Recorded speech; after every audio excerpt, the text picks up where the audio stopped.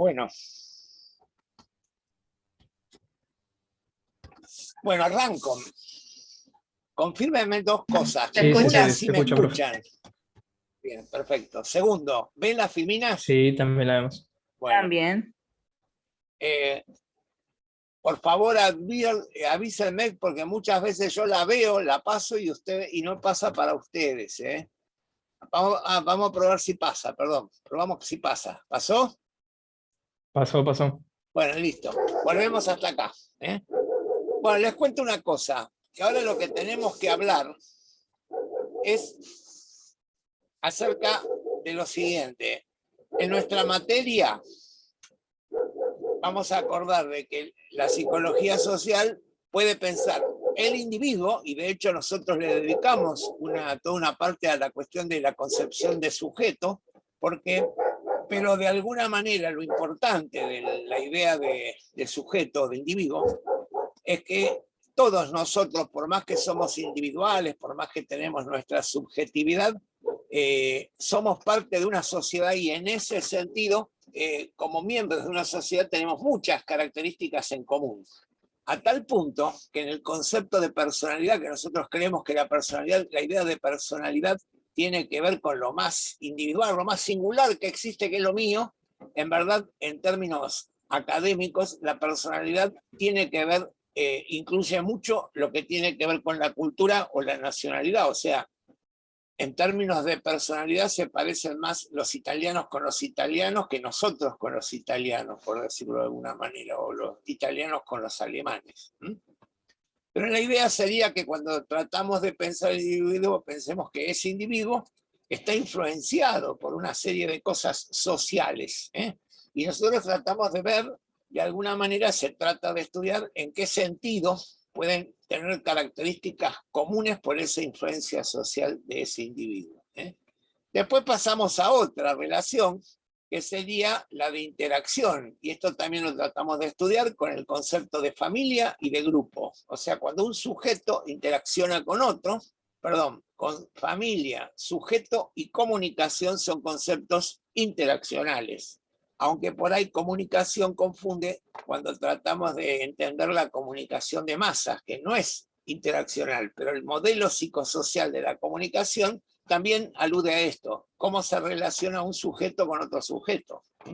¿Correcto? Y entonces estuvimos también viendo algunas cosas que tuvieron que ver con este ámbito de estudio, que es lo grupal o lo interaccional, y que tiene que ver con esto del sujeto que interactúa con el sujeto. Pero después llegamos a temas en los cuales tendría que ver con las cosas, con los conceptos que nos influyen como individuos, cómo influye la sociedad sobre los individuos. ¿Es un hecho azaroso, es mágico, es que en el aire deja influencias? ¿O cómo lo hace? ¿No? ¿Cómo influencia la sociedad al individuo?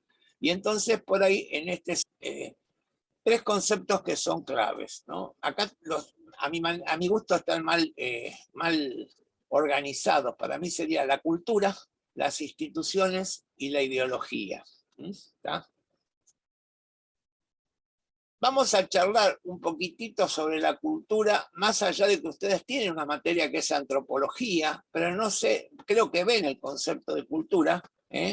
¿Lo ven? ¿Ya lo vieron o lo están por ver? ¿Tuvieron antropología ya? Sí. Sí, profe. Ya tuvieron. Sí, profe. Sí, antropología cultural. Bueno, y ya vieron un concepto de cultura. Nadie dice nada. En historia, vimos más el concepto de cultura en historia de la cultura, justamente. Sí, bueno. Bueno, yo lo que digo es que yo nunca me extiendo mucho sobre el concepto de cultura porque supongo que está dado en otras materias. Pero bueno, lo mismo que es lo que a mí me interesa de la cultura, para que nosotros, qué cosas me gusta resaltar de la cultura. Bueno, dos o tres cosas. Primero, que la cultura no es solo el mundo de las ideas, sino que el mundo de las ideas también se plasman sobre el mundo de las cosas. Especialmente cuando las culturas son más antiguas, es más fácil que las cosas estén impregnadas de ideas culturales o de valores culturales. hoy en día sería más difícil ver esta relación entre la cultura y las cosas, ¿no? En nuestra sociedad, porque aparentemente las cosas ya se producen sin que influyan, aparentemente no influyen los valores culturales, pero podríamos decir que sí influyen también los valores culturales, ¿no? Porque la actual cultura sería una cultura justamente del consumismo, de la producción en serie y una serie de cosas, y nosotros, y en todo caso, entonces eso es lo que predomina. Por momentos valoramos la artesanía como si fuera algo importante y hay que dar un valor especial, pero en general todos nos adaptamos bastante bien a esta producción de objetos en serie y en masa, y bueno, es parte de nuestra cultura también.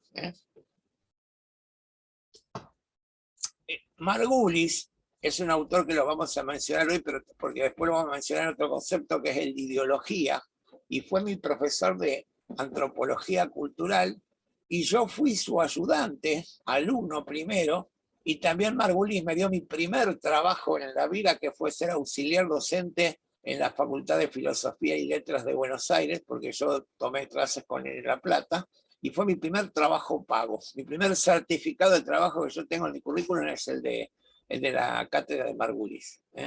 Y Margulis, una de las cosas que nos trataba de... nos daba un ejemplo muy concreto, ¿no? Y entonces, por ejemplo, decía, hasta la arquitectura traslada cultura e ideología. Y entonces él decía, fíjense en Buenos Aires, los departamentos que tenían entrada y entrada de servicios. ¿Qué significa eso? ¿No? Que culturalmente cultural e ideológicamente existirían dos clases sociales. La dueña de casa, que implica un cierto sesgo social, y la que viene a trabajar a la casa, que sería la persona de limpieza o la mucama o lo que sea, que tenía que entrar hasta por otra casa, tenía que estar distinguida hasta por la forma de entrar. Bueno, ustedes acá ustedes tienen una cuestión, es que en Neuquén no conozco que haya ningún edificio que tenga departamentos con entrada de servicio. Es una cosa que quedó casi en Buenos Aires. Pero vamos, se me pasa, a ver. Bueno, yo tengo algunas cosas acá sobre la filmina, pero ustedes no ven nada de eso, ¿no? No les molesta. Bueno, no hay problema. ¿Se acuerdan que yo les di el famoso ejemplo de ese hombre que le gustaba prestar a su mujer y comer gusanos? Y que algunos de ustedes se animaron a pensar de que estaba loco. Y después alguno dijo, y puede ser un problema cultural, ¿correcto? Y entonces yo ahora no les traigo esta filmina por esa razón, sino que les traigo estas filminas porque sería lo siguiente: ¿cuál es mejor cultura, la nuestra o la de los esquimales? ¿Cuál sería una mejor cultura? A ver, Molina, ¿qué opina? Justo Dígame iba a algo. responder. Dale.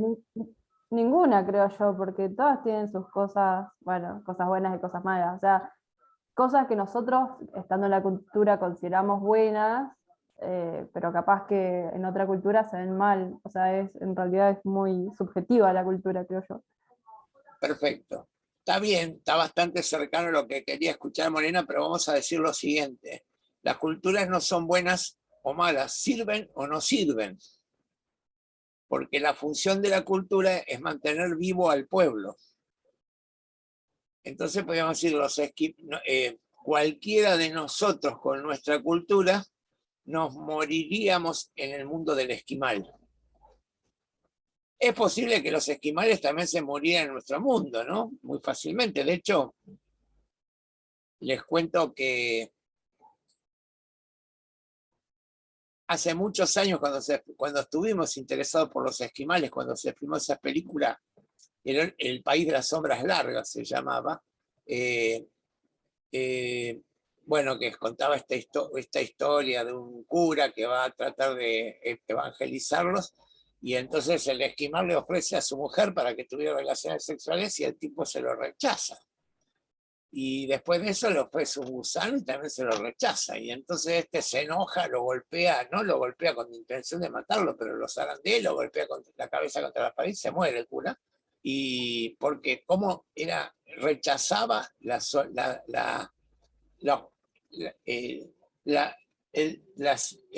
¿cómo dirían? El auspicio como huésped, ¿no? Y entonces, bueno, y de ahí arranca una historia donde de alguna manera estos esquimales tienen que dejar de venir a visitar a los blancos porque empezaban a ser buscados por la ley de los blancos.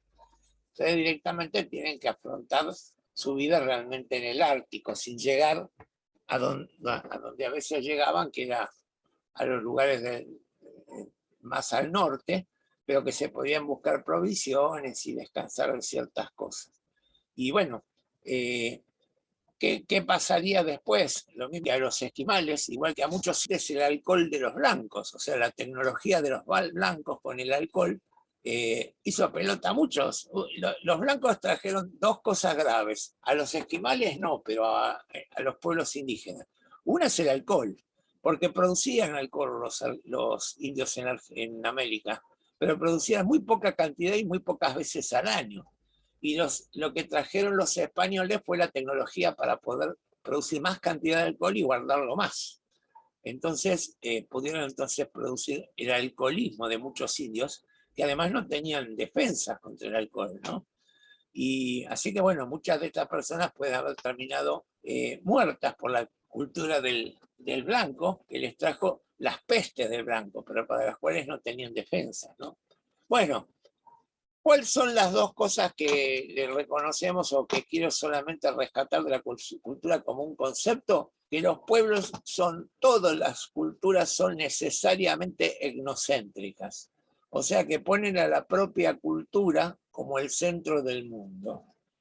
Los blancos tenemos una tendencia muy grande a esto de poner la propia cultura como el centro del mundo.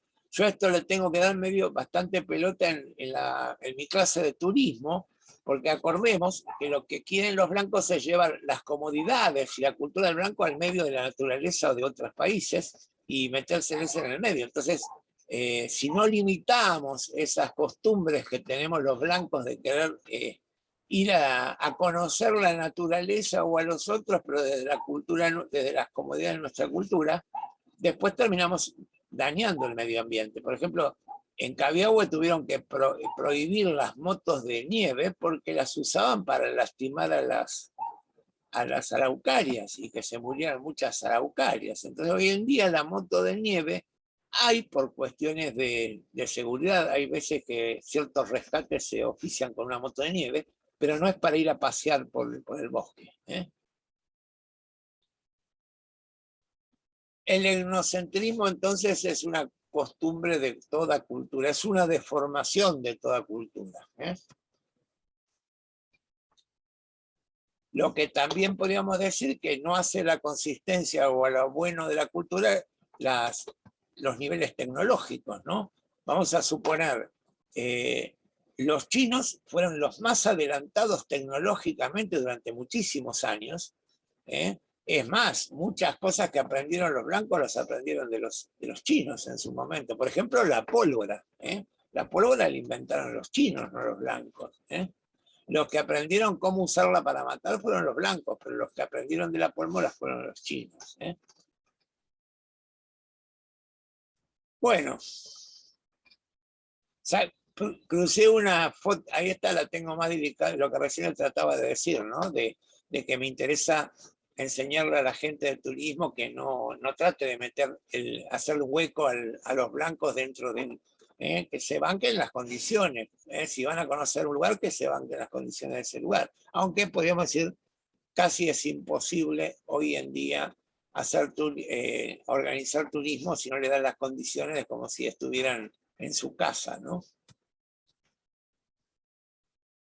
Bueno, una de las cosas que ahora tengo para decirles es que la cultura implica un falseamiento de la realidad, que recién lo comentábamos, el etnocentrismo de las culturas es un falseamiento de la realidad, ¿no? ¿Por qué los argentinos tenemos el famoso chiste de los gallegos y los gallegos son unos brutos, cuando de alguna manera España está mucho mejor que nosotros en muchos aspectos, pero los argentinos creemos que somos más vivos y criticamos a los gallegos como brutos.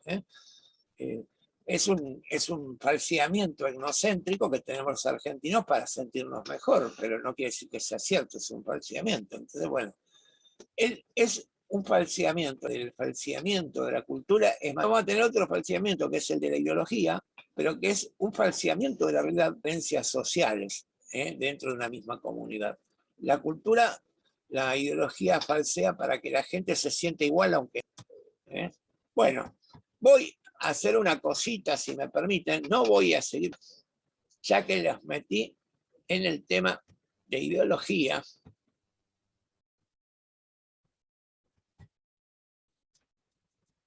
Profe, disculpe, ¿le puedo hacer una consulta? Sí, dale, adelante. Me quedé en lo de la ideología. ¿Ideología? Sí. ¿Cuál es el de la ideología? El falsamiento de la ideología. Bueno, te cuento que estoy tratando de poner, si me sale, si lo logro, que la estoy logrando, le he puesto, Todavía no. ¿ustedes no la ven? Vemos muchas filminas. Ah, bueno, entonces esperen que voy a salir, porque... Mati, creo que era un falseamiento de la realidad para crear posturas sociales.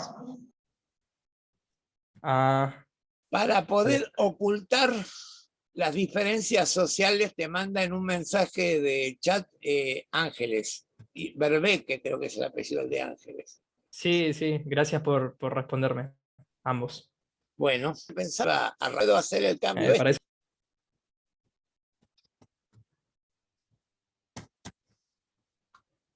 Se me pasó de un lugar al otro y no lo pude. A ver. Bueno, qué cosa, ¿eh? A ver.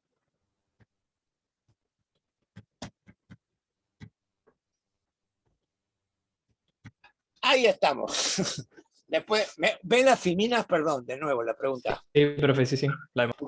Bueno, bárbaro. Entonces, la compañera te comentó que ¿cuál sería el falseamiento de la ideología? Que no darnos cuenta que somos todos diferentes, que hay diferencias en la sociedad. Que, mejor dicho, no es que no, perdón, la ideología es un falseamiento, pero yo digo, es un falseamiento en el cual se crea ilusiones, no alucinaciones, aprovechando que ustedes van a ser psicólogos y tienen que en un momento dado en psicopatología saber lo que es una ilusión y lo que es una alucinación. ¿Alguno me puede contar qué es una ilusión y qué es una alucinación psicopatológicamente?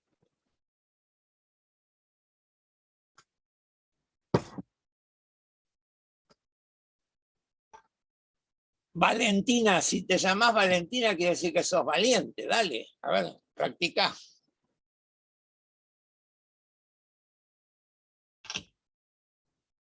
No era valiente, Valentina. ¿Yo, profe? Sí, que trates de pensar qué es una ilusión y qué es una alucinación en psicopatología. Y si no sabes definir las dos, alguna. Y no sé, en realidad no lo sé, pero yo diría que una ilusión es algo que uno quiere llegar a poder hacer o que se imagina que puede hacer, y una alucinación, algo que no es capaz de hacerse o de poder verse. Estamos más o menos encaminados, Valentina, pero podemos decir, vamos a empezar por la alucinación. Ustedes todavía entonces psicopatología evidentemente no han tenido. Profe, Sí. creo que la alucinación es una falsa percepción de la realidad. Una percepción distorsionada de la realidad, ¿no? Pero vamos a acordar una cosa. Decimos que un psicótico alucina. ¿Qué decimos cuando decimos que el psicótico alucina? Que escucha voces que no existen. O que ve Claro, personas cosas que no reales. existen. ¿Los psicóticos son los que más alucinan?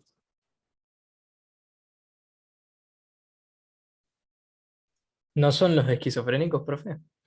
El esquizofrénico podría ser un psicótico. Psicótico es solamente pérdida de la noción de realidad. El esquizofrénico es Ah. uno de los que tiene pérdida de la realidad. Pero podemos decir un maníaco puede también delirar o alucinar y perder la realidad. Y hay otros que también, ¿no? Pero yo le hacía una pregunta, bueno, ya que está, para que le queden conceptos claros cuando lleguen a psicopatología. Pero las alucinaciones más fuertes, las que más tergiversan la realidad, son las alucinaciones tóxicas. Cuando ustedes vean una alucinación, por ejemplo, visual, no se queden con que es un psicótico. Rápidamente mándenlo al médico porque puede estar alguna cuestión tóxica o de medio interno, que es lo que lo lleva a alucinar tanto. ¿Se entiende? Porque el psicótico alucina, pero con los sentidos que no son los que más domina, como por ejemplo el oído, el olfato, la sensopercepción, pero es raro que un psicótico alucine imágenes. ¿Está? Y en cambio, ¿qué es una ilusión? Es una pequeña distorsión de la realidad ante condiciones perceptivas ambiguas. Por ejemplo, en la oscuridad, yo vi un hombre vestido de oscuro con una capa que me estaba acechando. Bueno, en las sombras, ¿realmente vi un hombre? O interpreté que era un hombre por una sombra que me resultó media rara. Entonces, la ilusión es uno completa con algo interno una percepción que es ambigua en el mundo externo. Pero ¿para qué les hago esto de alguna? Porque si estamos en psicología social, ¿para qué nos trae esto, jefe? Bueno, porque la ideología nunca alucinamos. La ideología falsea como una ilusión, pero no es que te muestra lo que no está. No es que se oculta que hay diferencias sociales, sino que te cuentan que dentro de esas diferencias hay reglas de justicia, como por ejemplo que todos tienen la misma oportunidad y algunos no la supieron aprovechar y se quedaron pobres, y otros en cambio la aprovecharon bien y por eso tienen buenos medios económicos y tienen plata. Entonces, esa es la historia. Vamos a acordar una cosa. ¿Ustedes creen que un pobre puede llegar a la universidad fácilmente?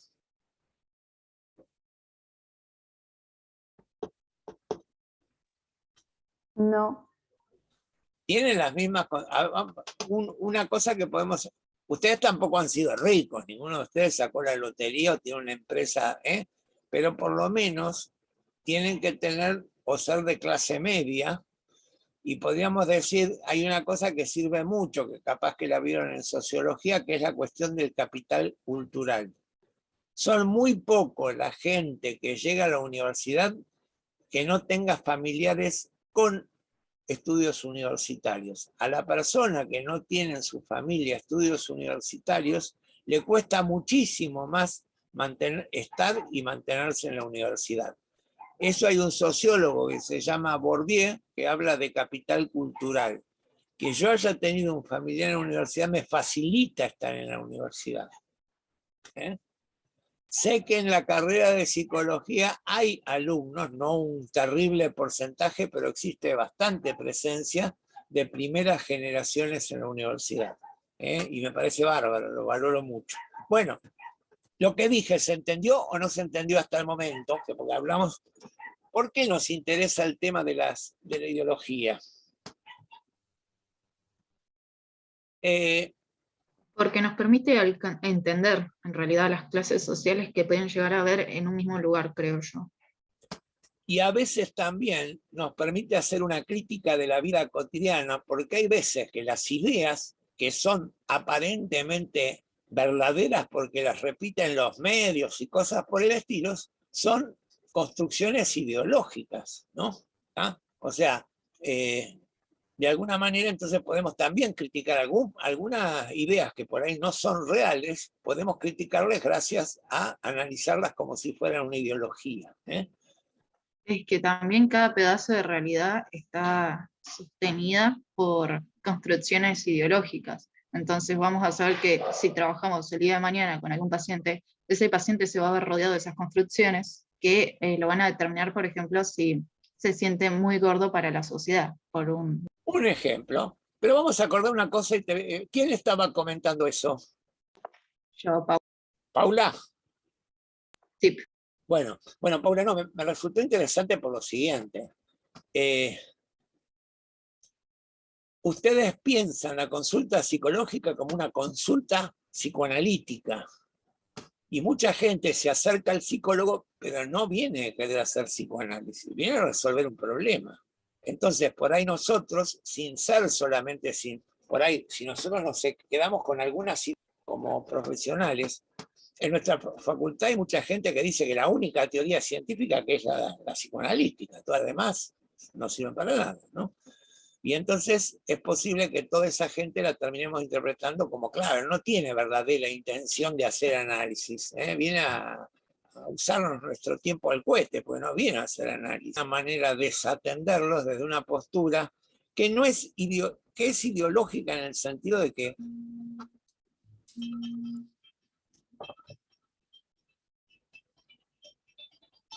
Celia, no te olvides que estoy en clases. ¿Qué tal? ¿Qué pasó? Bueno, pará, te pido permiso y te voy a abrir una escapada, pero bueno, te decía eso. Pido permiso un minuto que mi mujer se quedó sin llave afuera. Un segundo y vuelvo.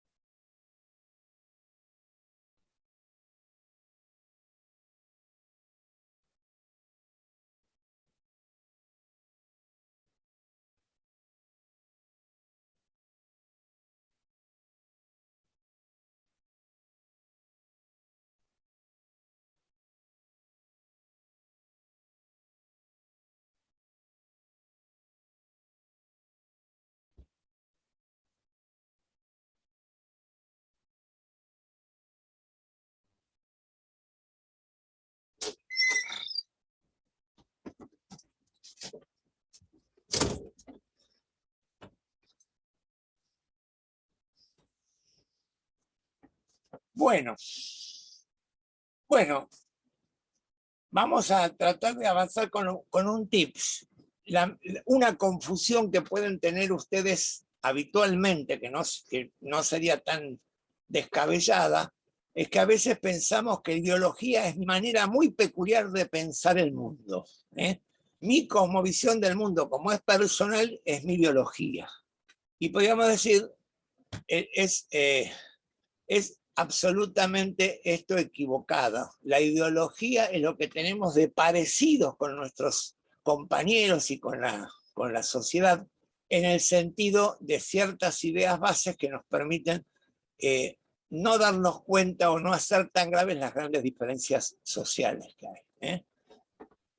Nosotros a veces pensábamos la ideología como ese epicentro de la personalidad muy individual, pero no es justamente un concepto válido. Esa es una de las cosas que tenemos que superar con el concepto de ideología. Hay un autor que no sé si está mencionado acá, sí lo dice, perdón, pero yo tengo una parte de la pantalla tapada por los comandos del Zoom y creo que ahí dice Margulis, ¿no? Abajo. Sí, profe. Está bien. Bueno, sí. Margulis, que fue mi profesor que yo recién les comenté, decía que ideología remite una cantidad enorme de significados, amplios y bastante contradictorios entre sí. Hay una cierta pobreza de palabras para designar un campo de fenómenos que es muy amplio y que no se puede encajar en un solo término. O sea que ideología es complicado de alguna manera resumirlo. Menem pensaba que en su gobierno iba a terminar con las ideologías. Y vamos a acordar una cosa que hoy en día está como de moda, pero la cuestión de la famosa cuestión de ideología de género. Pero vamos a acordar una cosa, que en verdad ideología de género le llaman los críticos a esto más que los que están a favor, sino que es como una crítica, lo que sería la perspectiva de género le llaman ideología de género, ¿no? Los críticos. Pero bueno, el punto estaría en que hay muchas formas de ver la ideología y acá vamos a ver una que es de Wikipedia, que no estaría muy distante de lo que ustedes podrían llegar a pensar, Y dice, una ideología es el conjunto de ideas sobre la realidad, sistema general o sistemas existentes en la práctica de la sociedad respecto a lo económico, la ciencia, lo social, lo político, lo cultural, lo moral, lo religioso, etc. ¿Y qué pretenden? La conservación del sistema, ideologías conservadoras, su transformación, ideologías revolucionarias, el cambio pacífico y paulatino, ideologías reformistas, o la restauración de un sistema anterior, ideologías reaccionarias. ¿Les parece correcto esto? De Wikipedia, porque vamos a hablar de Wikipedia. Pero bueno, Wikipedia se confunde en muchas cosas, por eso usen Wikipedia, pero no lo tomen nunca como la ciencia acabada. Porque acordemos que lo que acá Wikipedia señala como ideologías distintas, yo o nuestra clase o nuestra cátedra por ahí hablaría que son discursos distintos, pero no ideologías. La ideología es una sola en la sociedad. Puede tener sesgos, puede tener tendencias, pero no es que hay más de una ideología. Hay una sola ideología en los cuales a veces desde ciertas posturas sociales se le trata de dar un sesgo o el otro. Acá faltaría en esta definición de Wikipedia que el polo obrero pensaría que la ideología verdadera es la de los obreros y no la de los patrones, o sea que también podríamos agregar la de los patrones y la de los obreros. Pero en todo caso, esto más que ideologías son discursos. ¿Por qué discursos? Sí. Escuché muy bajito un profe. Una consulta.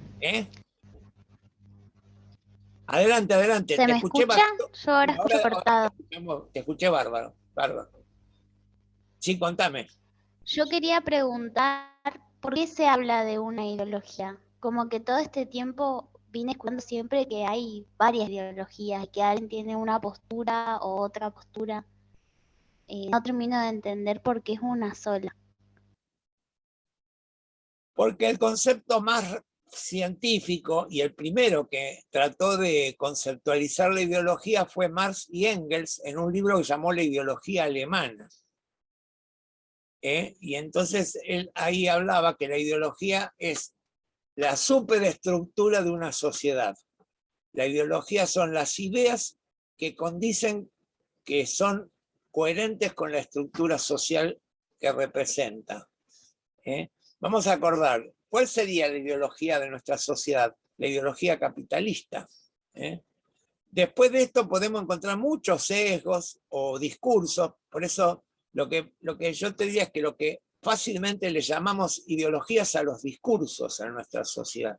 Nosotros veníamos o tratamos en el modelo lingüístico de poder analizar los discursos, pero la ideología es una sola, que puede tener sesgos, pero es una sola, no es que existe una ideología reaccionaria o fácilmente le damos...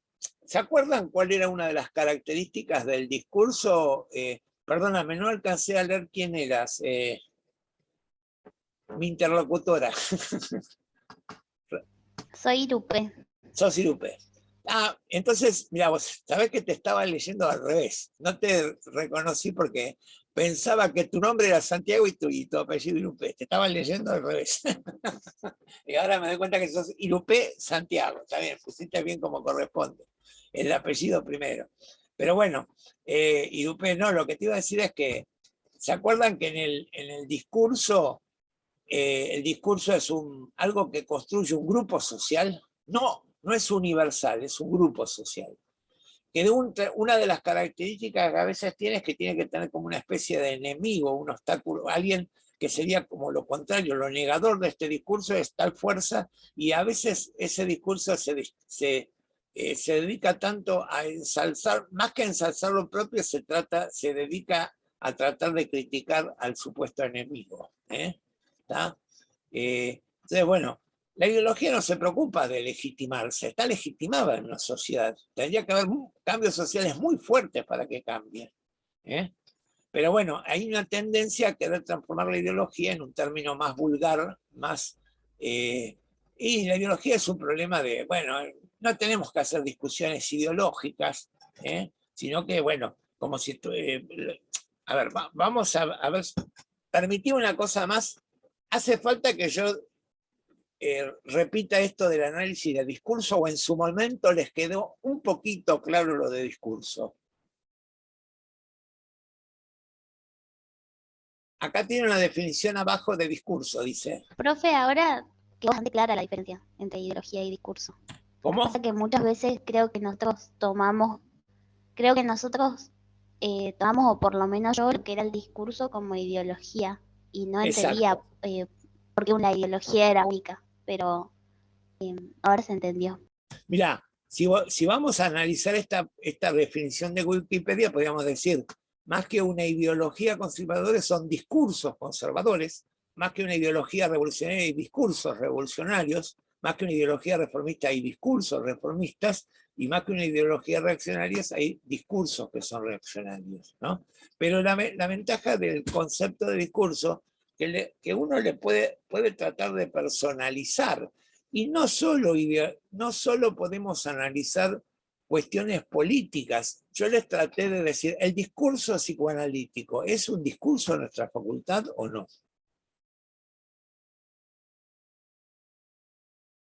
Los metí en un lío con esto. No le cuento a nadie de la facultad, que pueden contestar tranquilos, yo no los vendo. ¿Por qué es un discurso el discurso psicoanalítico de nuestra facultad?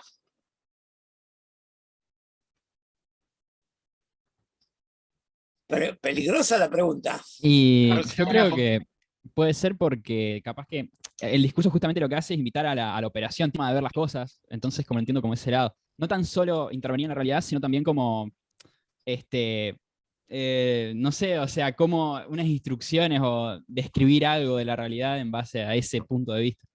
Capaz eso es más un discurso.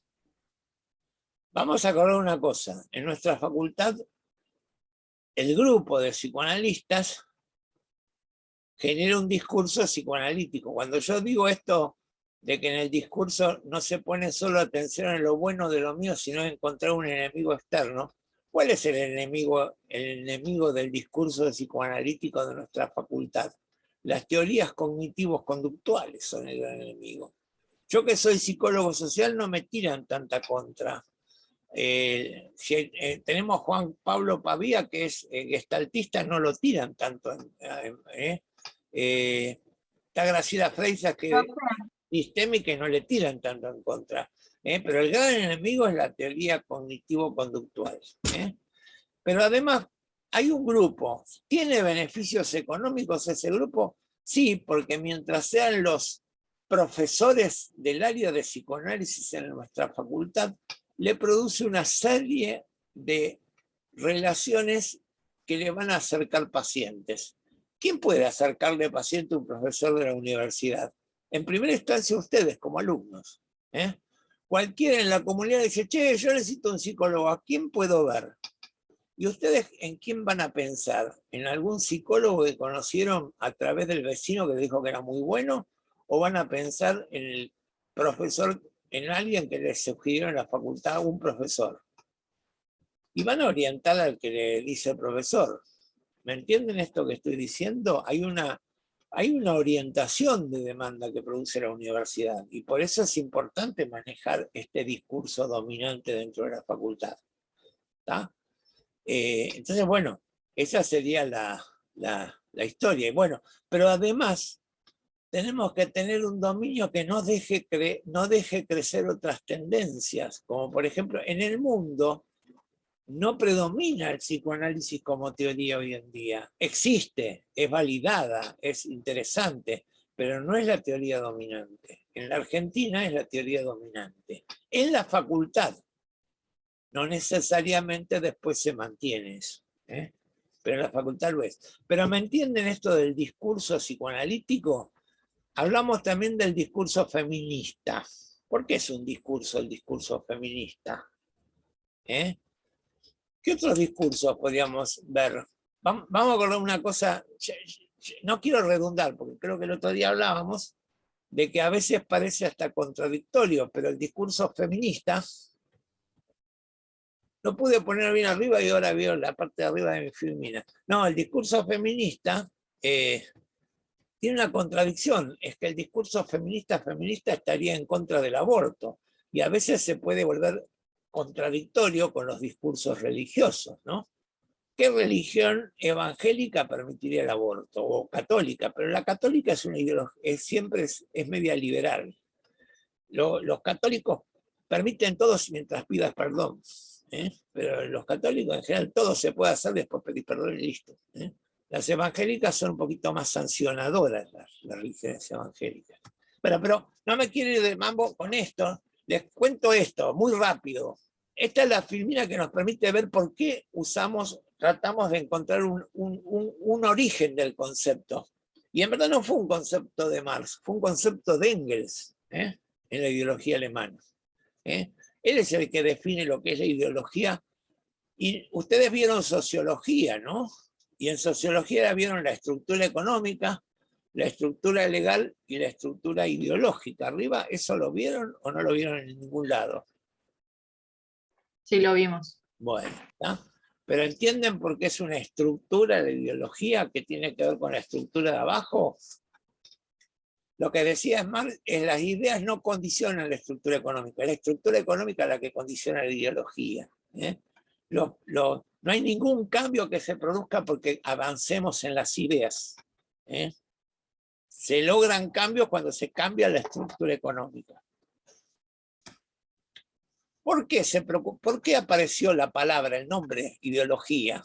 Y lo que se le adjudican son a ciertas personas de la Revolución Francesa, como de Tracy, Condillac, Condorcet y otros, que se empezaron a preocupar, le llamaban ideología a las deformaciones que se producían al momento de generar conocimientos. Cuando los conocimientos eran deformadas por los ídolos, ¿eh? Estaban preocupados por qué había obstáculos en la generación de conocimientos. Y entonces se encontraban, a partir de una obra que era el Novum Organum, que la ídola o los ídolos eran los que producían obstáculos al conocimiento, ¿eh? Los ídolos o los ídola o ídolos. Y entonces ahí distinguían. Decían, el primer obstáculo es que el hombre tiene sentidos restringidos, ¿eh? Y por ahí ve cosas que no son realmente tal cual son, ¿eh? Puede ser como un espejo curvo. Reflejan los objetos, pero los desfiguran. Y hay que tratar de interpretarlos en esas desfiguraciones. Y no creerse que son tal cual los vemos. No te alcancé a escuchar. Profe, Sí. Ah, bueno. Perdón, ¿puede repetir? ¿Puede volver a la diapo anterior que no logré entender? Que una primer ídolo que decían estos estudiosos de las deformaciones del conocimiento es nuestra propia biología. Nosotros creíamos que la primera cosa que hicimos fue describir lo que veíamos con los ojos. Pero estos hombres decían, en todo caso, es como ver las cosas con un lente curvo, va a deformar las cosas. Y entonces nosotros tenemos que tratar de reinterpretarlas para poder dar cuenta de cómo son en realidad, no como las vemos deformadas por nuestros sentidos. La primera cosa Profe, que sería como la alegoría de la caverna. va a llegar la alegoría de la caverna, con la cuestión de cómo interpretamos las sombras, ¿no? Cómo irradian las sombras. Pero está bien. Pero vamos, un ejemplo en este sentido sería si nosotros vemos el horizonte en el mar, podemos pensar que realmente la Tierra es plana. Podemos corregir esa falsa imagen si vemos un barco alejarse, porque vemos que va a ir a desaparecer y vamos a seguir viendo el horizonte. ¿Sí? Acá tenés lo de la caverna, ¿eh? Pero, pero su cáncer o su personalidad fóbica, y seguro que sí. Él habrá tenido que superar las deformaciones que le producían.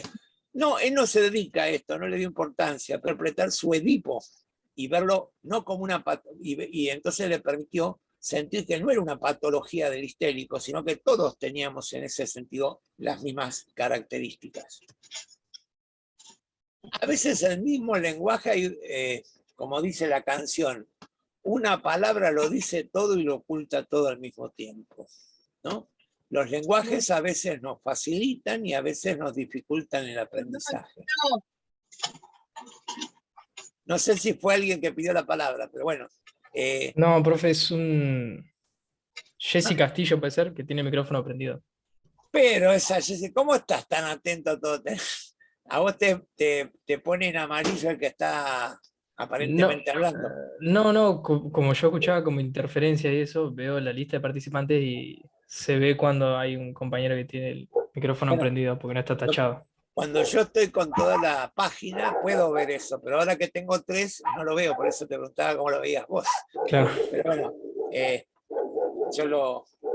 también es cierto que el programa tendría que llevar para arriba a los que tienen sonido, pero bueno, no sé por qué. Pero bueno, entonces el lenguaje también es otra distorsión. Vamos a suponer una cosa. ¿Por qué en el guaraní no existe la palabra regalar o vender?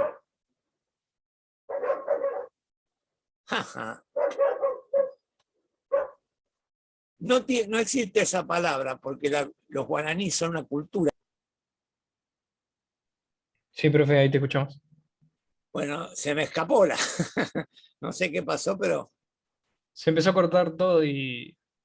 hasta que se Debe cortó ser, y todo. sí, debe haber sido algo del internet.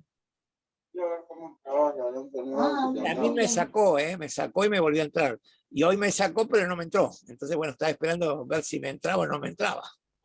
Profe, creo que se cortó la grabación. Ahora No, no. ahí volvió, dice No. recording, arriba. Sí, dijo que volvía. Sí. Entraste vos y empezó, de vuelta. Bueno, lo que sí estoy compartir pantalla.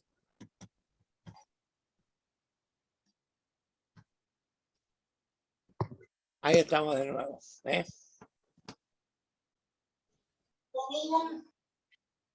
Amiga. El mismo lenguaje nos enjuicia la realidad. Así que tenemos que fijarnos que el lenguaje que usamos científico no esconda realidad más que lo que muestre. Perdón, ¿ven las terminan ustedes ahora? Sí, profe, sí. Bueno, dale. Y esa no voy a... Hay un Pero igual-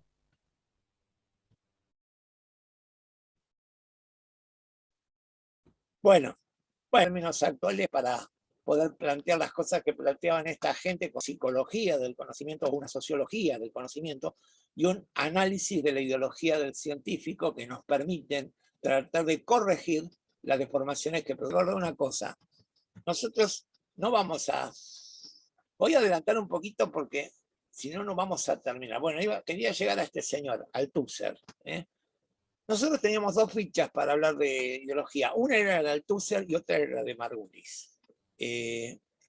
La ficha de Althusser es más fácil y por ahí es la que ustedes van a tener, creo, en la lectura, en la bibliografía tienen Althusser, aunque les cuento cuál es la dificultad que tenemos con Althusser, ¿no? Bueno, en primera instancia, bueno, lo que dice Althusser es que la ideología también es una representación, es un sistema de representación, que en tal sentido sería como un conocimiento, pero desborda mucho lo que la simple cuestión del conocimiento y le hace un juego con la realidad y una función social. Es una doble relación entre el conocimiento y la sociedad. Marx le llamaba a la ideología las formas de la conciencia social. Implica una realidad objetiva social que está por debajo de la subjetividad de los individuos y es social. Los hombres participan en actividades religiosas, morales, filosóficas, etcétera, de una manera activa por medio de prácticas corrientes o de manera pasiva y mecánica por reflejos, juicios, prejuicios, actitudes, etcétera. Estas últimas actividades constituyen la actividad ideológica. Generalmente la ideología implica ideas respecto a la naturaleza, a la sociedad, a las relaciones entre los hombres, que son conocimientos falseados.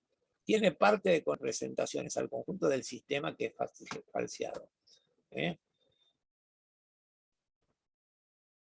Bueno, y quiero llegar a una parte. La ideología dominante nos hace creer que nosotros construimos nuestras relaciones sociales y que son las mejores que pudimos construir, y que pensamos de acuerdo a cómo estamos organizados socialmente. O sea, no dice que la determinación de lo ideológico es económico y social y no al revés. las ideas están determinadas por la forma de la sociedad, la estructura social, y no la estructura social por las ideas. La estructura social, hay una estructura intermedia que es la legal, y después viene lo ideológico. Y acá tengo una cosa que me encanta decirles lo siguiente. El gran fracaso de Rusia fue no haber inventado el pato Donald. Porque si Rusia hubiese inventado el pato Donald, capaz que los norteamericanos no tuvieron el dominio que tuvieron. Los rusos cometieron el error de creerse que era el pedo esto de hacer historietas, y por ahí lo que más legitimó a los Estados Unidos fue el pato Donald, más que otras cosas. Ya, bueno, seguro que el poder militar también los legitimó y mucho, ¿no? Pero bueno, les cuento esto, ¿no? Hoy en día Corea, ustedes ven más cómic, o no, ¿cómo llaman ustedes lo que ustedes ven? Que no es un cómic, el dibujito animado de ustedes, los animes son más coreanos y de Oriente que los norteamericanos hoy en día. Así que está cambiando esta cuestión de que son solo los norteamericanos los que generan ideología. ¿Cuál sería la cuestión en la ideología capitalista? Que hay propiedad privada. Entonces, después viene la cuestión de la ley. Si robás, te meto preso. Si ocupás mi tierra, te puedo echar. Esto es la estructura jurídica que está por debajo de la ideología, pero que es de mayor poder, es más coercitiva ya que la sola ideología. Bueno, a ver, espera un poquitito. No, bueno, Margulis lo que dice, es complejo todo esto. Yo digo que la ideología es como un código del lenguaje. Un código no medio implícito. El código ideológico, nosotros lo que tenemos que leer, un código subyacente de connotaciones que se generan en el lenguaje y que constituyen el lenguaje ideológico.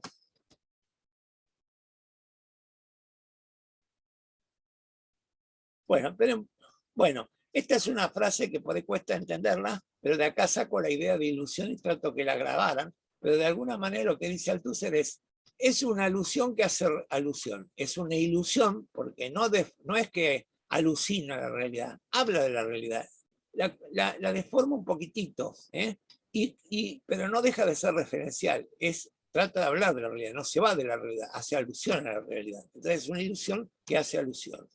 ¿Qué es lo que oculta? Las relaciones de producción. Hacen naturales cosas que no lo son para que los hombres puedan aceptar, como las diferencias sociales. Bueno, lo quiero dejar.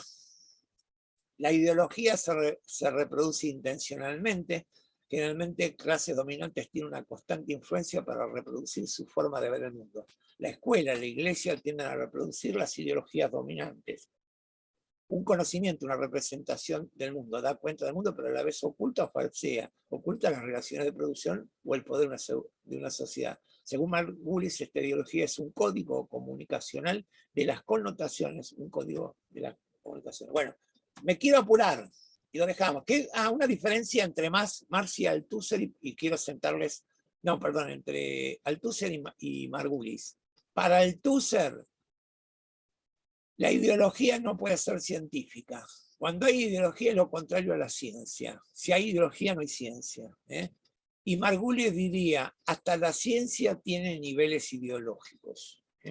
No hay las cosas no dejan de ser científicas por la cuestión ideológica, sino que toda ciencia tiene niveles ideológicos en su construcción. Nosotros coincidimos más con la idea de Margulis, no con la idea de Althusser, que ideología es lo contrario a la ciencia. Para Althusser, lo científico fue Marx y todo lo que no sea Marx es falsa ciencia, ¿no? O sea, todos los sociólogos que nosotros estudiamos tantos del medioevo son todos ideólogos y no científicos. Pero bueno, Margulis diría no, hay ciencia aunque tenga grandes niveles de ideología. Bueno.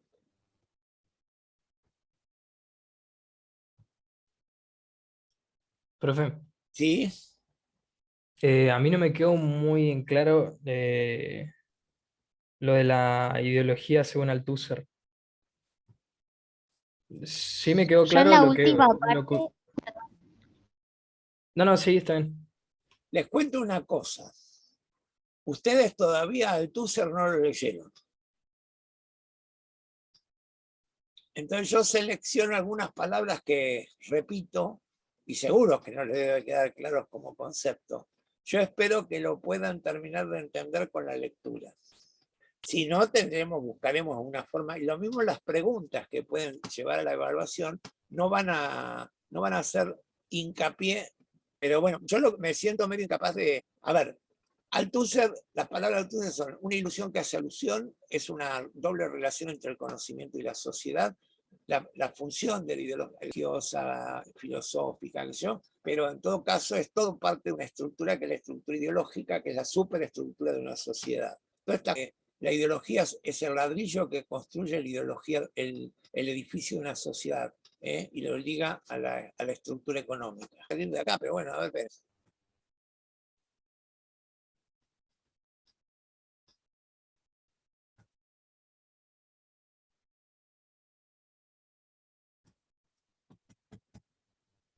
¿Ven ahí ustedes la filmina?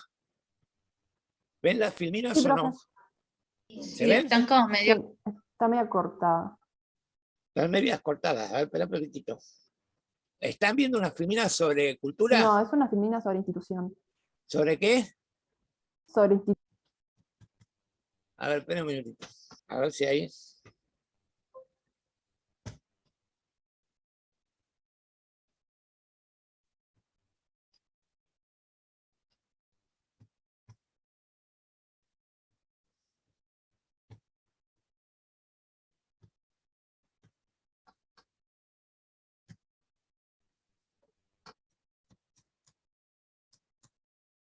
Bueno.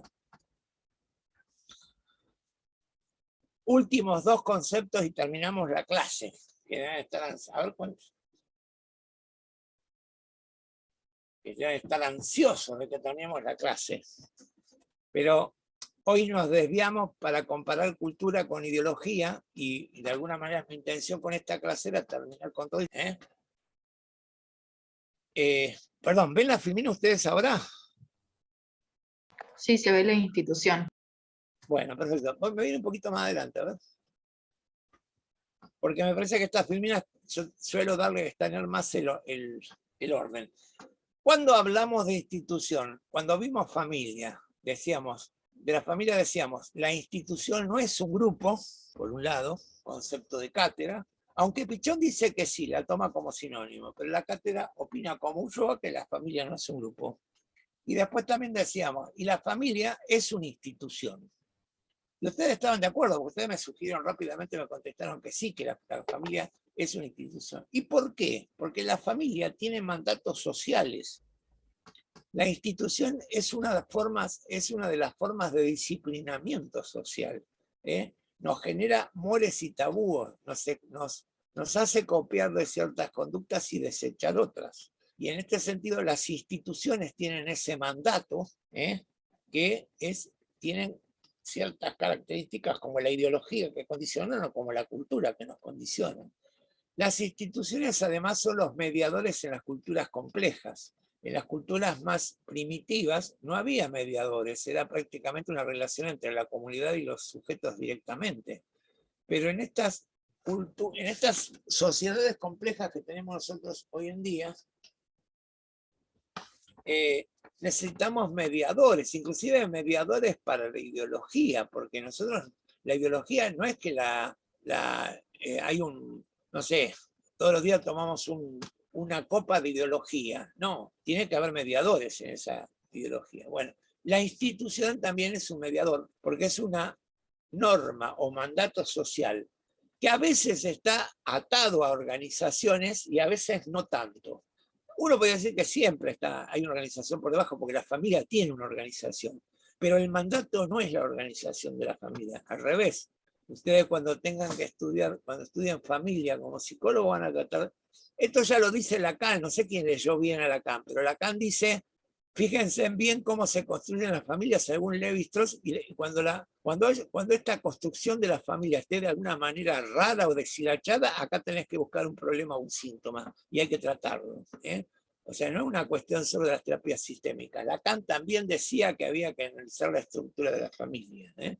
Pero bueno, vamos a dejarlo a Lacan por el momento y diríamos, la familia tiene un mandato, pero lo mismo se organiza de cualquier manera. Si yo les cuando los tiento a ustedes que hablan y cuentan sus familias, todas las familias son distintas, pero de alguna manera la contamos de acuerdo al mandato. ¿Cuál sería el mandato? Todavía prioritario dominante. Un hombre, una mujer e hijos. Un hombre, una mujer, un matrimonio e hijos, ¿no? Aunque se ha ampliado esto, y hoy en día, hombre, ha ido cambiando como institución. Pero bueno, la palabra instituto proviene del latín, que quiere decir penetración. A la miércoles, ¿no? La palabra statuere, que quiere decir colocar algo en un individuo. En cambio, no tener organización, donde notablemente, ¿no? En la familia no la vemos la diferenciación, pero si nosotros pensamos nuestra facultad, que es una institución más compleja y más grande, entonces tenemos que diferenciar la organización de la institución. ¿Cuál es la institución? El mandato universal de una casa de altos estudios. Los mayores niveles de conocimiento de la sociedad están en la universidad, por lo cual son los que forman los mayores niveles de conocimiento de una sociedad, pero también crean conocimiento. O sea, tiene que haber investigación, si no, no es universidad, diría la cosa. Ahora, ¿cuál es la organización de nuestra facultad? ¿Es esa o cuál es? Ustedes hace poco participaron de un hecho que tiene que ver con la organización, porque tuvieron elecciones. Y las autoridades que se eligieron no son parte de la institución, son parte de la organización de esa sociedad, de nuestra casa de estudio. ¿Qué diferencia? ¿Cuál es la característica? Vamos a acordar también una cosa que es lo siguiente. Estamos en momentos que hay organizaciones. No, es muy raro que haya una institución que no esté soportada sobre una organización. Aunque la institución no es la organización, pero siempre están soportadas sobre una organización. Pero hoy en día puede haber organizaciones que no tengan institución. Hoy en día las empresas ya son organizaciones, no son más instituciones. Entonces, bueno, tenemos que diferenciar estas dos palabras, por decirlo de alguna manera. ¿Y qué es una organización? Son unidades sociales o agrupaciones humanas deliberadamente construidas o reconstruidas para alcanzar fines específicos. La actitud consciente y coordinada constituye la característica esencial de la organización. Son unidades planteadas y estructuradas deliberadamente para la consecuencia de fines específicos. Slemenson, que es un autor de lo que nos gusta y que tenemos alguna bibliografía de Slemenson, no dentro de la obligatoria, pero sí dentro de la ampliada, dice: constituye un grupo humano complejo que actúa dentro de un contexto espacio-temporal concreto y es artificial y deliberadamente constituido para la realización de fines o necesidades o cubrir necesidades específicas.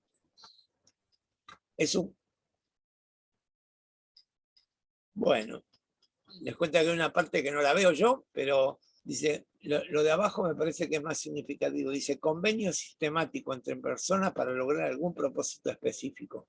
Las organizaciones son el objeto de estudio de la ciencia de la administración, a su vez de otras disciplinas como la sociología, la economía y la psicología.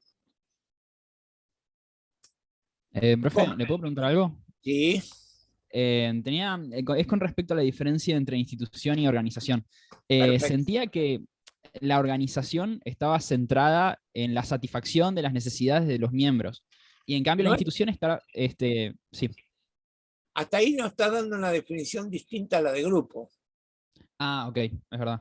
Lo que sería distinto con lo de grupos, que te va a decir la organización, no se reunió solas. Hay alguien que reunió un conjunto humano para cumplir una actividad. Claro. Lo único que podría hacer a veces hay algunos grupos que no son organizaciones y que tendrían estas características. Por ejemplo, un equipo de fútbol, decimos que es un equipo. La palabra equipo es un grupo, aún estamos dentro de la categoría de los grupos, pero ya son artificialmente diseñados para cumplir una función. Un equipo quirúrgico también. No es un grupo, las personas que se reúnen, un equipo quirúrgico no es una organización, no es una institución, pero es un equipo porque fueron deliberadamente elegidos para cumplir una función. Claro. ¿Y eso sería una organización? La organización tiene como característica eso, que fue construido para un fin. Y en cambio la Ok. institución es un concepto más psicológico. A ver, ¿qué institución? A ver, si yo te dijera, ustedes son muy jóvenes, voy a decir algo que no les va a producir ningún efecto. ¿Ustedes ven a la Ford como una institución? ¿Ford, el que hace El coches? auto. Sí. Claro. Yo creo que no. O sea, no sé qué patrón de conducta reproduce socialmente o hace como obliga a las personas. Capaz de un poco de coacción ahí del éxito de tener Ford, pero no sé. Bueno, lo que yo quiero decir que antes la institución tenía que ver con que se generaba una especie de mandato que duraba mucho tiempo, que tenía mucha invariancia. Te cuento una cosa, lo mismo para vos, psicólogo, futuro psicólogo, que cuando vos veas psicología laboral vas a encontrarte con que Ford también creó un método de trabajo, que es el fordiano. El trabajo en serie fue inventado por la Ford. O sea que también es una metodología de trabajo, pero no es por eso que es una institución, sino que se logró crear una imagen social. Vamos a suponer una cosa, ustedes, en mi época había una publicidad de la Ford, de la camioneta Ford de aquellos tiempos, que era la F100, que remontaban vuelo más o menos bajo con un Hércules y soltaban un paracaídas que tiraba del Hércules una camioneta Ford a una cierta altura. Y la camioneta Ford rebotaba varias veces y quedaba enterita. Entonces, ¿cuál era la imagen, esa imagen invariante que generaban? Que Ford es vehículo fuerte. O sea, la institución es como la lengua, no la vemos. Es difícil de describirla porque no estamos mirándola y decimos es cuadradita, es torcidita, es blanquita. Hay que hacer todo un esfuerzo para describir a una institución. Si nosotros queremos describir la institución del matrimonio, ¿la ves clarita vos? Capaz que se ve un poco ahí con las reglas, leyes, tipo el tratado, lo que dice el papel. Tenés que Hasta ahí nomás. reflexionar, tenés que estar teorizando para poder describir el matrimonio. Y yo suelo decir que el principal sustento del sistema patriarcal es el mito o la institución de la maternidad. ¿Qué opinan de esto que digo yo? Las chicas tendrían que protestar por lo que digo. El gran mito favorable a las chicas es la maternidad. Pero acordemos que es una de las cosas que el feminismo no rescata como importante, más bien lo critica. Dice, la maternidad nos crea obligaciones. Nos crea obligaciones y nos pone en segundo lugar. Porque en todo caso no podemos tener lugares importantes en las empresas porque las empresas desconfían de nuestra maternidad y dicen que vamos a faltar más que los varones.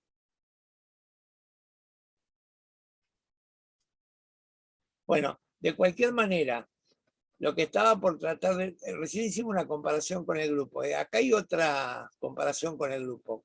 Igual que el grupo, una organización tiene que compartir tiempo y espacio. Y cómo se organizan y se coordinan ese tiempo y espacio es parte de sus características. Bueno, lo mismo la organización no tiene una pertenencia como la que sentimos en el grupo, que hablamos de nosotros, sino que también tiene un sentimiento. Hay una pertenencia que es un sentimiento, una emoción, pero que no es describible como nosotros. Yo les digo siempre a ustedes que ustedes no se reconocen miembros de la Universidad del Comahue, ni la reivindican, ni están orgullosos, pero yo tenía una regla para ver hasta qué punto, y yo fui también profesor de la UFRO, entonces bastaba con que yo realmente la pertenencia a la UNCO. Nadie se reivindicaba de la UNCO hasta que uno hablaba de la UFRO, entonces pasaba a ser, ahí se reconocía la pertenencia. Pero quiero llegar a una parte, no vamos a poder ver todo, pero yo quisiera Bueno, esto, bueno, vuelvo después, porque si no estoy... ustedes van a encontrar en la bibliografía esta dificultad semántica. Nosotros vamos a ver una ficha que es de Swanstein y que habla de estructura y de identidad. Pero lo que en Swanstein es estructura e identidad, en la mayoría de las fichas y las definiciones que ustedes leyeron, hablarían de organización y de institución. Lo que en Swanstein es la identidad es lo que constituye la dimensión institucional de esa organización. Y lo que en Swanstein es estructura es lo que en otros sería la dimensión organizacional. ¿Qué es lo que nos dice Swanstein que es importante? Dice que la identidad es más difícil de cambiar, es más invariante que la estructura. Yo puedo cambiar la estructura relativamente rápido, pero no con eso cambio la identidad. La identidad cuesta mucho más cambiarla. ¿Tá? Entonces, ¿para qué nos sirve esto como psicólogos? Porque estos pueden ser porque nosotros teníamos que ver si alguna vez nos consultan como analistas organizacionales, poder hacer un diagnóstico. ¿El problema está en la identidad o el problema está en la estructura? Un ejemplo que les quiero dar, lo siguiente. Yo soy un tipo muy orgulloso del hospital de Neuquén, porque hubo un momento que el hospital de Neuquén tenía una identidad de buena salud, de buena prestación. Era cuando yo hace 40 años entré a trabajar en el hospital de Neuquén, uno estaba más seguro siendo atendido en el hospital que en una clínica privada. Ustedes ya están en otra. Hoy en día ustedes dicen, no, qué cagada si tenés clínica. O sea, cambió esa identidad. Pero ¿por qué puede ser importante esto de identidad? ¿No? Un ejemplo. Una de las dificultades que tuvo el sistema de salud neuquino en su crecimiento es que el hospital Neuquén tenía tan buena fama que la gente no quería que hubiera otro hospital que fuera mejor que el Neuquén. Entonces, el Heller, que fue mejor diseñado como hospital, tenía que ser un hospital de segunda, por la identidad del Neuquén. Y, por ejemplo, en un momento dado se pensaba que lo ideal es que ciertas especialidades fueran compartidas, que trabajaran en un lugar, en un hospital y en el otro, compartidos con el Heller. Entonces, se terminó armando un hospital que tenía que ser de segunda para que el Neuquén no fuera complicado, y de alguna manera, recién ahora el Heller está adquiriendo un perfil mejor dentro del sistema de salud. ¿Esto me lo entienden a mí, lo que estoy diciendo, o estoy hablando chino básico? Ahí se está hablando como un poco de pertenencia, tipo como identidad, de decir esto es el mejor que hay, y para que no haya otro mejor es como una cuestión de ese sentido, tipo algo como institución, esa identidad. Claro, pero lo que también te digo como psicólogo, hoy me preguntaban, ¿qué es un discurso? ¿Cómo lo veo? Y lo más difícil del discurso es poder verlo, pero cuando lo aprenden a identificar la identidad, que es lo que vamos a trabajar los psicólogos cuando hagamos análisis institucional. Porque si hace falta un problema de organigrama, capaz que lo resuelve mejor un contador o un técnico en la administración, o una persona de recursos humanos, que por ahí está más acostumbrado a describir roles y funciones y hacer una buena estructura. Los psicólogos, cuando trabajamos con la institución, trabajamos sobre las identidades. A ver, ¿alguno se anima a hacer una pequeña... Bueno, pero ¿se van a acordar de esto cuando estudien? La idea de estructura, identidad, organización e institución. A ver, una última cosa y ya seguimos. Acá me falta una filmina que me hubiese servido, pero no la tengo en esta, no sé por qué, porque no es la última que construí, pero bueno, no importa. Esto lo van a ver, pero va a ser entendible. Pero quería hacer una cosa, que alguno me haga un análisis de nuestra facultad, un análisis organizacional o institucional. Yo les voy a contar yo primero una cosa de otro y después quiero que ustedes ensayen y analicemos nuestra facultad. Yo trabajé en la facultad, en el colegio y en la carrera de Bellas Artes en Neuquén hace muchos años. Y tenía muchos despelotes Bellas Artes. Y entonces, ¿qué fue lo que yo terminé viendo en determinado momento? Que el principal problema es que le llamaban Bellas Artes a un colegio o un lugar que reunía solamente 3 disciplinas de arte: la pintura, el teatro y el folclore. Porque había otras disciplinas que habían quedado fuera de esa escuela, como títeres y música. Entonces, dentro de las 3 disciplinas que quedó, la de mayor prestigio era la pintura. ¿Por qué? Porque el folclore ni siquiera se sabía si era un arte o no.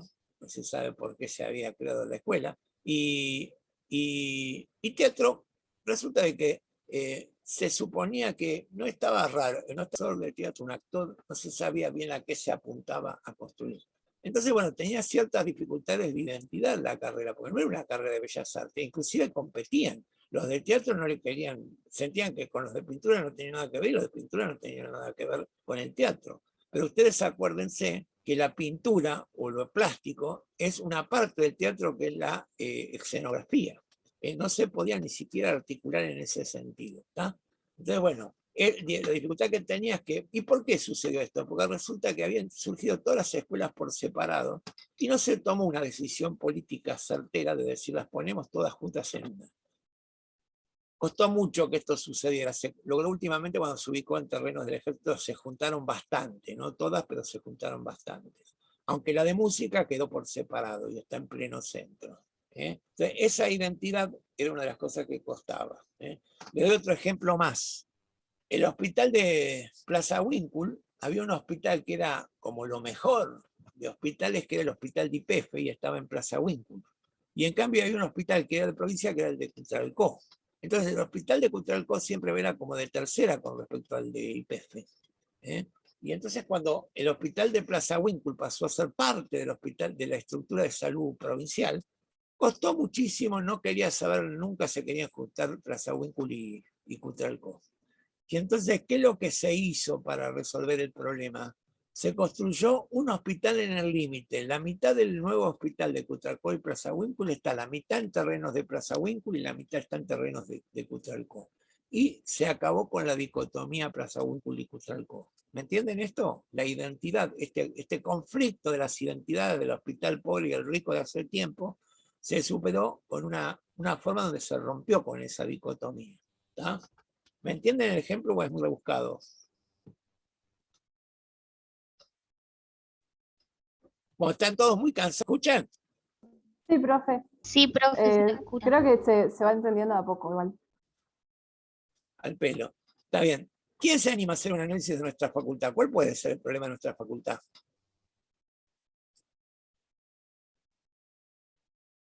¿Quieren que les haga una pregunta capciosa? ¿Nuestra facultad es de ciencias de educación o es de psicología? Es de ciencia de la educación. Ahí hubo contradicción. Una voz dijo una cosa y otra voz dijo otra. No, dijimos los mismos las dos voces. A ver, dale, a ver qué dijeron. Decilo de nuevo. Es que es de ciencia de la educación. Se llama. ¿Pero ustedes creen que los de ciencia de educación se sienten los dueños? Yo creo que hay mucho más alumnos de psicología por mayoría. Y acordemos una cosa, ¿ustedes vieron algún práctico de ciencia de educación que se dé a las 9 de la noche? Ni idea, porque no tengo ni idea de lo que... Porque en su momento había franjas horarias, la Facultad de Ciencia de Educación iba a trabajar hasta las 5 y la de Psicología iba a tomar desde las 5 a las 11 de la noche. Pero una cosa muy simple. No, bueno, lo que quiero decir es que hay una dicotomía de Facultad de Ciencia, Educación, Psicología. Y una de las cosas más raras que tenemos es que la especialidad menos desarrollada es la psicología educacional. Yo ayer hablaba con unas chicas que eran de la carrera de ciencia de la educación justamente, y decían que bueno, que eran como la carrera que menos le daban pelota y que más como falta de organización tenía. O sea, el programa de ellas era muy desorganizado y bueno, y nadie, como que nadie interfería o nadie solucionaba ese problema. Y básicamente decía como que bueno, como que arréglenselas. Está bien. Pero también tiene otro problema. Como la psicología es una profesión liberal que es rentable estar afuera, nadie de psicología quiere gobernar la facultad. En todo caso, lo que quieren de los que gobiernan la facultad, que van a ser de ciencia de educación y que sí a los profesores de ciencia de educación les conviene estar full time en la facultad, lo que quieren es que no los jodan en sus hábitos. Por eso hay una cierta alianza de los grupos de poder de psicología, tienen que hacer pactos con los de ciencia y educación para poder gobernar. ¿Me entienden a qué apunto? ¿Quién va a ser la decana ahora?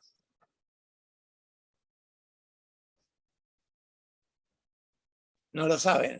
Bueno, Yo no pero la sé decana quién- va a seguir siendo...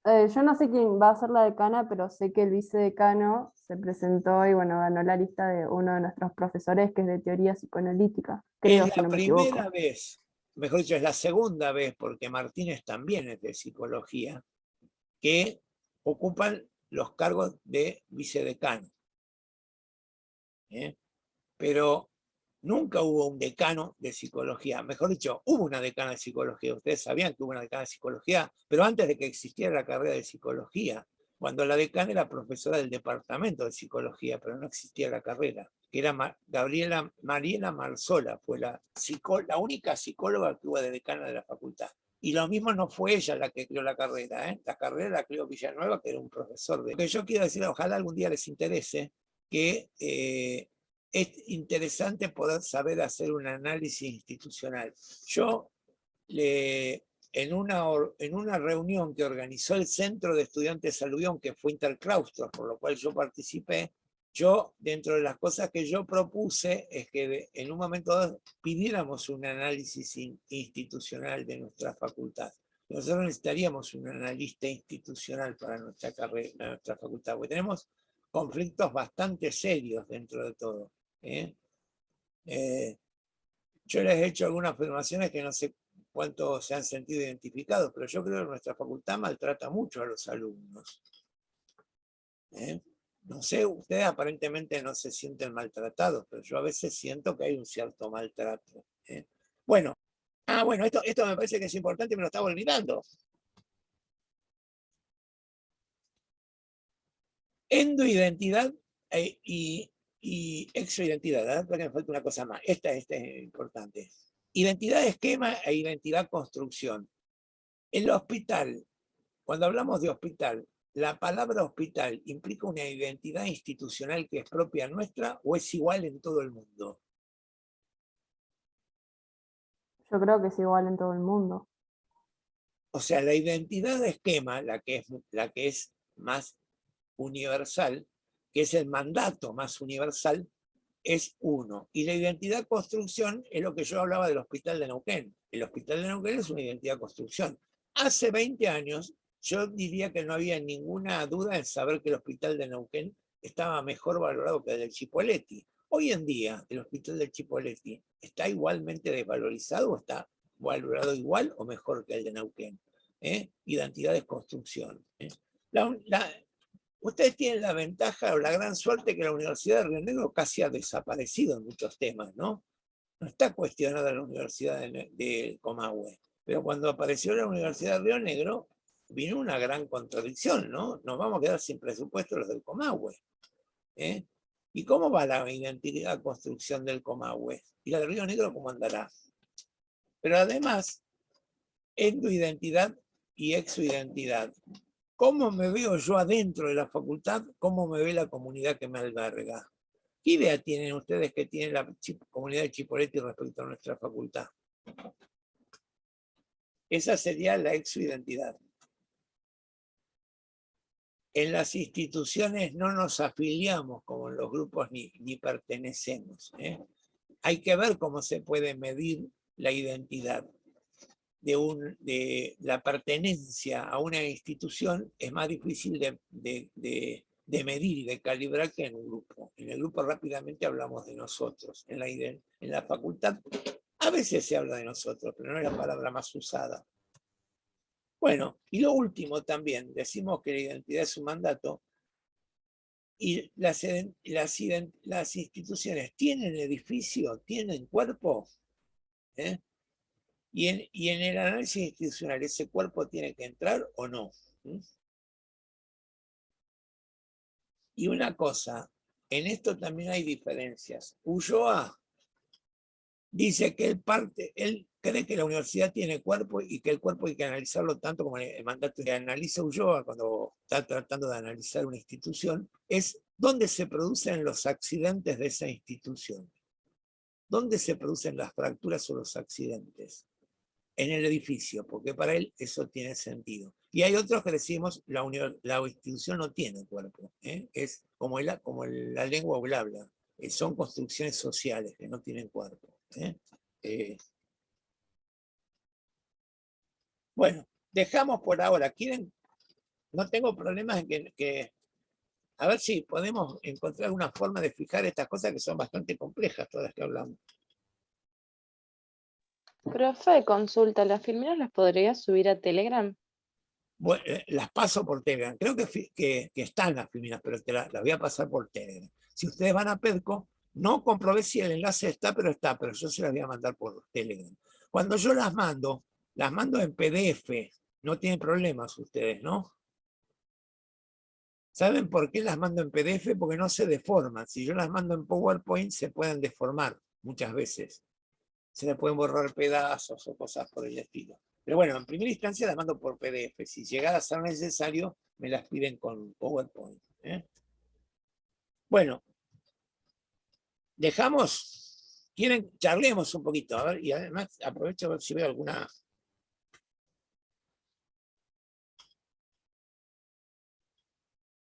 No sé qué hizo Milagros, que nunca se saca los anteojos, siempre está en la mitad, Milagros con los anteojos. Ah, pero la tengo 2 veces a Milagro. ¿Por qué la tengo 2 veces a Milagro? Pero además entró última y ya está casi en la última página, en la última de la primera página. Milagros, ¿cómo te acomodaste? ¿Cómo andás, Milagro? ¿Qué contás?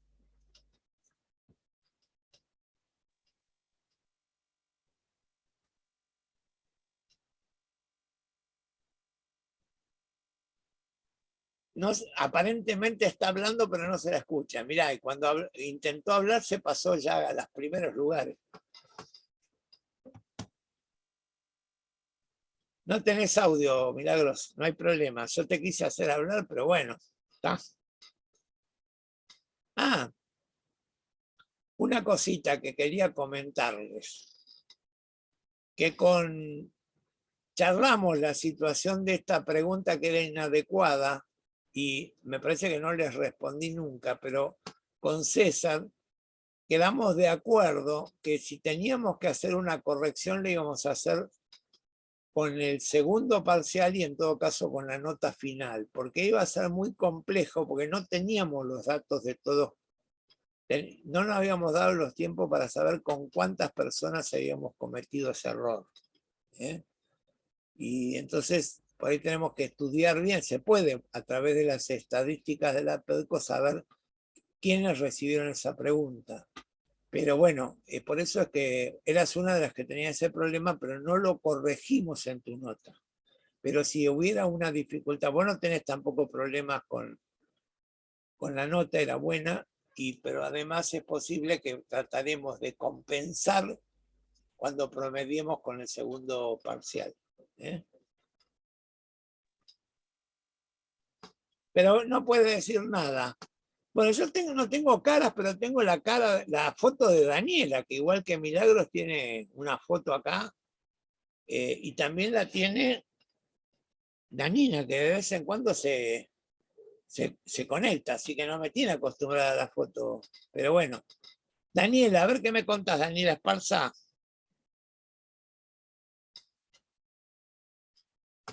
Una pregunta.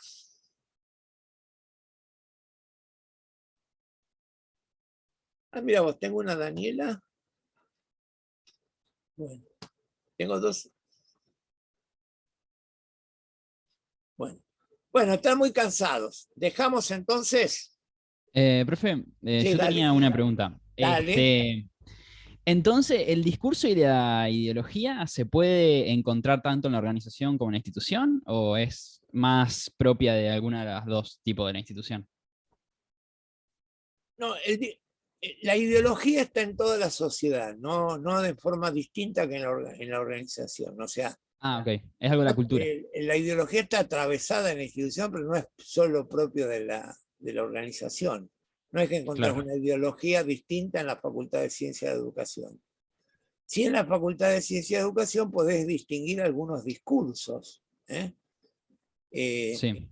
Yo les comentaba el discurso psicoanalítico. El discurso feminista en su momento fue clave porque la Revuelta es una organización que nació en la Facultad de Ciencia de Educación y que fue una de las líderes del discurso feminista en la región. Lo que pasa es que ese discurso feminista estuvo muy caracterizado por lo que llamaban los escraches a los hombres. Era más bien, más que... pero en esto podríamos también analizarlo como un discurso, ¿no? Porque no se sabía bien qué defendían, pero sí se sabían bien con quién no estaban de acuerdo o cómo atacaban al que no era, al que consideraban su enemigo, ¿no? Yo tengo un amigo psicólogo que era compañero mío en salud en Neuquén, pero él estaba en un centro de salud que era Confluencia, y en un momento dado él se separó de su esposa. No, mejor dicho, él tuvo un problema de salud grave, que es que le tuvieron que sacar el intestino grueso y tratar de hacerle un intestino grueso con su intestino delgado.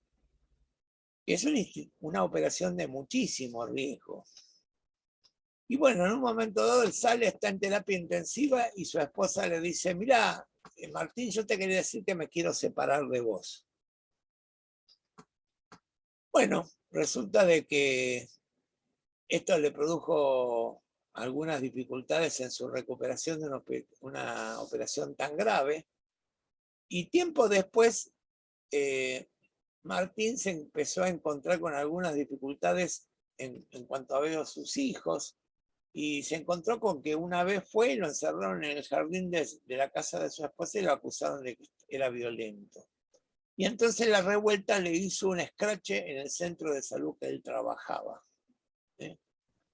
Y bueno, Martín estaba casi condenado, entonces cuando yo salí con una carta de lectores que decía, si no era más violento lo que le había pasado a él, que en la recuperación de su salud, está todo bien con que alguien se separe, nadie tiene por qué casarse para siempre, pero que no había estado muy bien elegido el momento de la comunicación de ese divorcio, ¿no? Cuando él estaba saliendo, estaba en terapia intensiva, saliendo de una operación sumamente riesgosa. Entonces decían, a mí me parece que eso es más violento que además, yo no le conozco rasgos violentos a Martín, era una acusación, ¿no? Bueno, por suerte hoy en día Martín, con toda la dificultad de salud que tiene, está bastante bien. Se ha tenido que jubilar por razones de salud, pero no está mal. Aunque el otro día lo tuve que auxiliar porque se cayó del techo de su casa y ahora se lastimó, estaba con una pierna de menos y un brazo de menos. Pero bueno, pobre Martín con la salud no le va muy bien que digamos. Pero bueno, les cuento que, bueno, lo que quiero decirles es que en ese discurso de la Revuelta, que no sé si fue el escrache que le hicieron en el centro de salud es parecido a los que hace la Revuelta, pero yo no sé si lo hizo la Revuelta. Ahí me quedo con dudas. Hay otro discurso famoso en nuestra facultad que es el de discapacidad. Pues nosotros tenemos una de las candidatas a decana, es una chica con discapacidad física, y fue la que trajo un curso a la zona que llamó de red de discapacidad, el cual yo hice el curso de discapacidad. Y también es un discurso importante, favorable, ¿no? El discurso de la discapacidad. Bueno, pero se entiende esto que digo, que la facultad es igual de ideológica que cualquier otra institución, pero los discursos son distintos. Claro, es algo más cultural, o sea, en tanto el discurso como la ideología. Al pelo. Entonces, ahí se envuelve todo junto. Y les hago una pregunta más y probamos esto de institución. ¿Dónde está la CENAF en Chipoleti?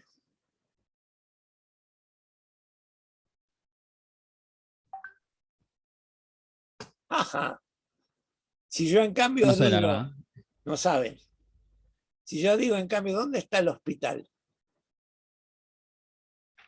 Es que no vivo en Cipoletti, pero claro, entiendo igual la...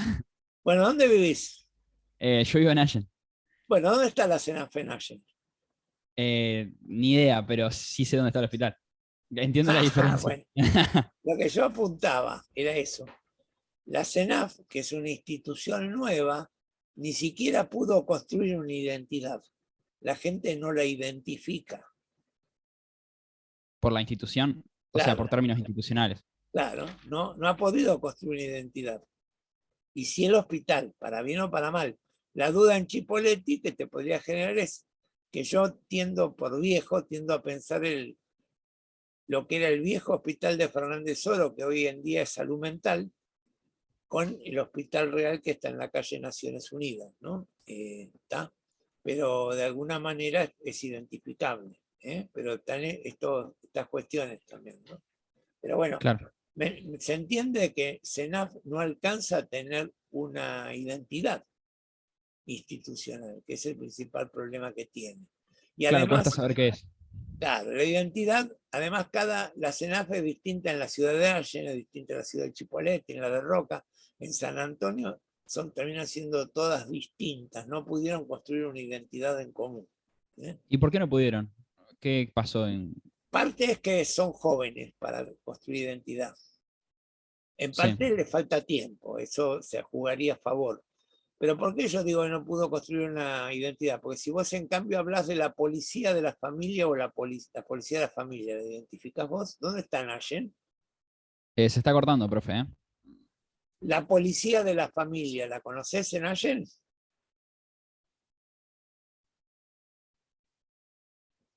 ¿Se cortó del todo?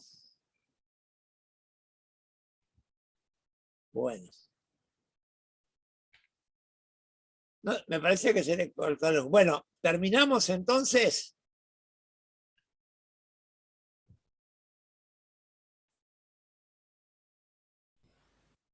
Bueno, ¿terminamos? Ahí vuelve, profe. Sí, volvimos. Sí. Bueno. Yo creí que te había sido vos, porque yo seguía estando viéndome, pero hasta que se me cortó del todo.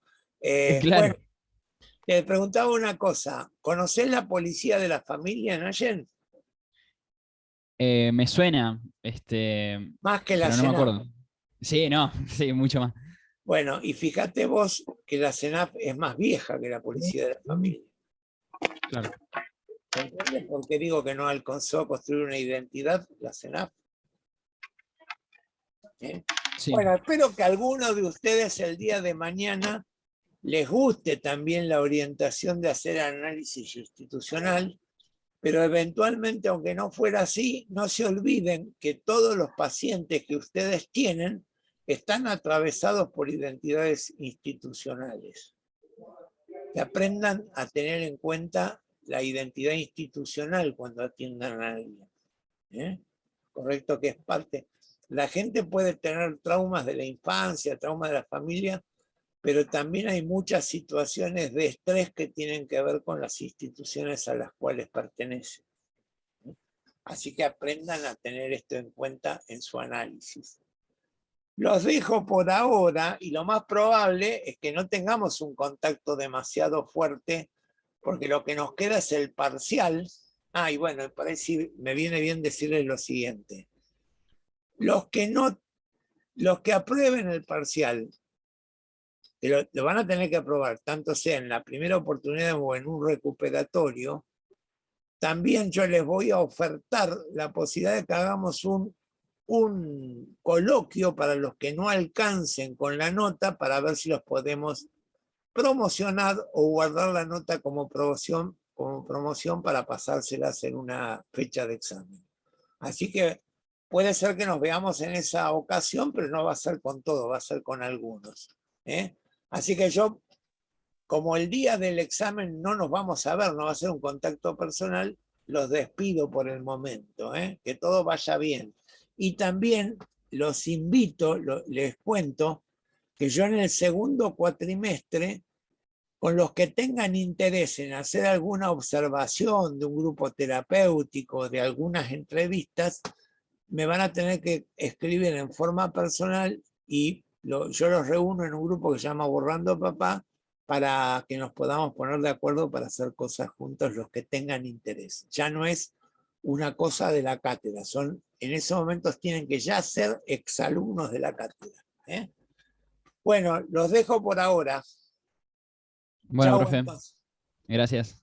Chao. Profe. Gracias, profe. Corto, Chao, profe. Chao.